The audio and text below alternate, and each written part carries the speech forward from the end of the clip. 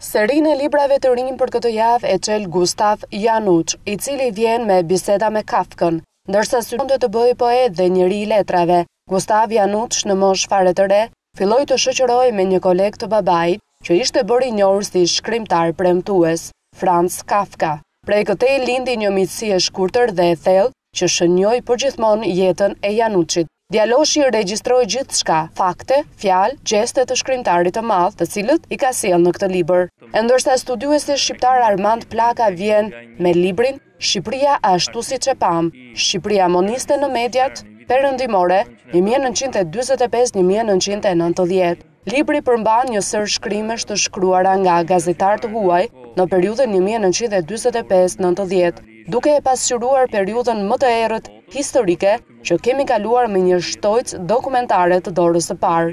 Nga një reportazh i Time-it i vitit 1961, ku aty theksoheshin metodat barbare të sigurimit të shtetit, por edhe zbrastësia në rrugët e Tiranës, çka për mua ishte domethënëse jo vetëm për vitin 61, po për gjithë atë periudhë. Një nga librat e rinj që vjen në gjuhën shqipe këtë javë është ai i Skënder Sherifit, i cili sjell vëllimin me poezi Love. Kjo vepër voluminoze i është dedikuar tërësisht dashurisë dhe autori na ka sjell vargje, të cilat shquhen për një meditacion lirik. Në vitin 2008, libri Love i Skënder Sherifit, i shkruar në gjuhën frënge, është renditur ndër 10 botimet më të mira në Francë. Ndërsa për të gjitha apasionuarit pas gjuhëve të huaja, vjen fjalori italisht shqip i Ferdinand Lekës.